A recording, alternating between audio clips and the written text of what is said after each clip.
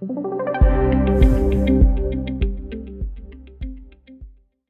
everyone, I am Brahmi Kapasi and you are most welcome to Wealthy's YouTube channel.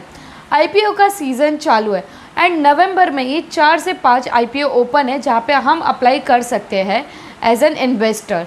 तो क्या हमें ये सारे IPOs में अप्लाई करना चाहिए? इस पे हर एक IPOs पे इंडिविजुअल वीडियोस बने, तो आप जाके चैनल को सब्सक्राइब कर लो एंड नोटिफिकेशन बेल आइकन पे टैप कर दो ताकि आप वीडियोस को मिस ना करो। आज के इस वीडियो में हम बिकाजी फूड्स इंटरनेशनल IPO के बारे में बात करेंगे। कंपनी क्या काम करती है, उनके वैल्यूएशंस क्या है, उनका फाइनेंशियल्स कैसा है, उनका बेसिक IPO डिटेल्स जैसे कि IPO price band, lot size, grey market premium, IPO dates and so on. So let's get started.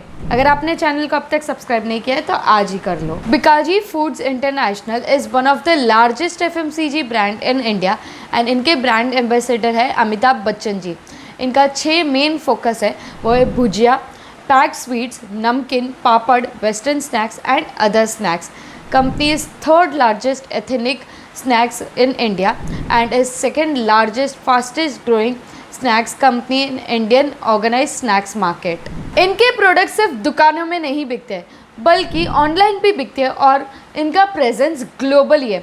Company was the largest manufacturer of Bikaneri Bhujia with a production capacity of 29,380 tons in fiscal year 2022. And company was second largest manufacturer of handmade papads with a production capacity of 9,000 tons in fiscal 2022. Pre-IPO promoter की holding है 77.97% and post IPO promoter की holding हो जाएगी 75.96%, जो कि काफ़ी अच्छा है। एज पर DRHP सेल्स हुआ है increase at a CAGR of 20.6% and company का EBITDA जो है वो इंक्रीज हुआ at a CAGR of 24.5%। Company का टोटल रेवेन्यू 25.73% से ग्रो हुआ है ईयर ऑन ईयर और कंपनी का पैट जो है वो 27% से ग्रो हुआ है ईयर ऑन ईयर।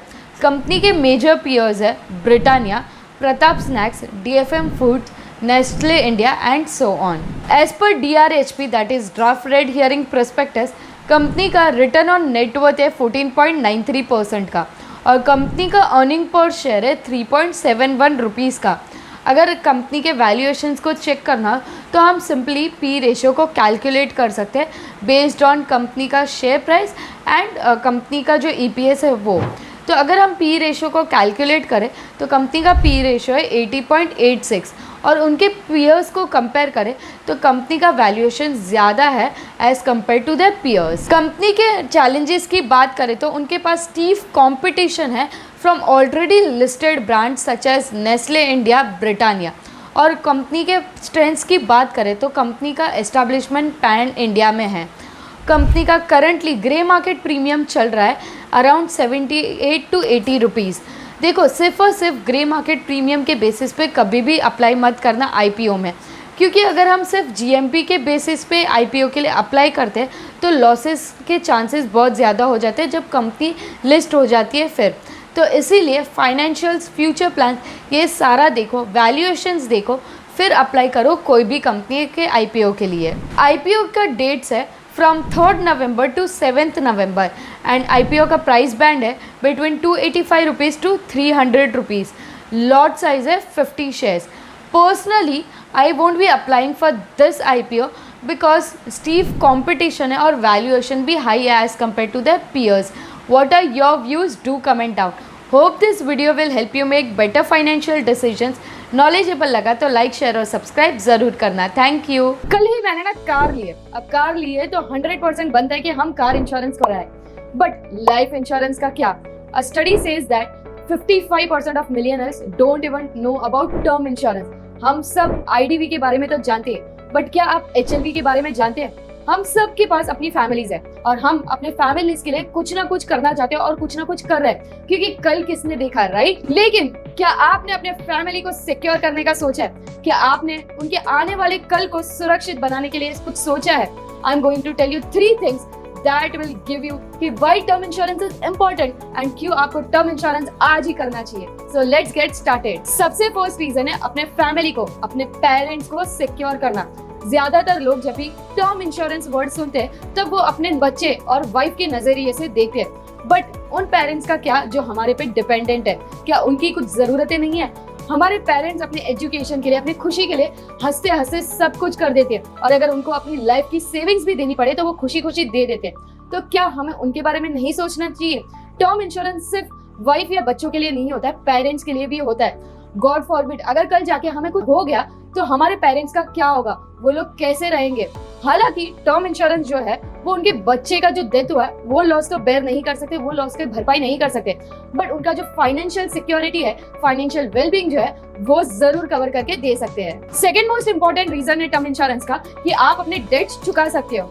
जब भी हमारी फर्स्ट या सेकेंड जॉब लगती है हम तुरंत लोन लेते हैं अपने ड्रीम हाउस या ड्रीम कार के लिए, बट व्हाट इफ हमें कुछ हो गया तो हाउ विल माय पेरेंट्स या my spouse will pay the EMIs? यहाँ पे काम आ जाता है टर्म इंश्योरेंस, क्योंकि अगर आपने टर्म इंश्योरेंस लिया है और आपको कुछ हो जाता है तो आपका जितना भी कवर्ड अमाउंट है, सम अश्योर्ड अमाउंट है, वो आपके पेरेंट्स को या स्पाउस को मिल जाएगा, एंड उससे आप इजीली आपके जो भी लोन्स ईएमआईज चल रहे वो आप पे ऑफ कर सकते हो। थर्ड मोस्ट इंपॉर्टेंट पॉइंट है कि यहाँ पे ना जो भी टर्म इंश्योरेंस रहते हैं वो लो कॉस्ट प्रीमियम वाले रहते हैं, यानी कि रीजनेबल प्रीमियम पे हमें मिल जाते हैं। जब हम यंग और हेल्दी है तो हमें जो टर्म इंश्योरेंस कंपनी है यानी कि जो इंश्योरर है वो हमें लो कॉस्ट प्रीमियम्स ऑफर करती है। 1 करोड़ तक का हमें लाइफ कवर मिल सकता है इजीली एट 16 to 20,000 प्रीमियम पे, and you all are aware कि ये जो अमाउंट है वो काफी कम है and it is not expensive at all, but as we as premium gets more and more expensive. So if you guys are interested in getting term insurance, I would highly recommend you to talk to Wealth's trusted wealth partners. They provide you free consultation, spam-free advices and a swift post-purchase claim services. Wealthy के wealth partner से बात करने के लिए मैंने description में meeting की link दी है। आपको सिर्फ वो लिंक पे क्लिक करना, आपके टाइम के अकॉर्डिंग आपको मीटिंग फिक्स करनी है। और हाँ, याद रखना ये जो कंसल्टेशन है वो एकदम ही फ्री ऑफ कॉस्ट है, तो जाके आज ही अपनी मीटिंग बुक कर।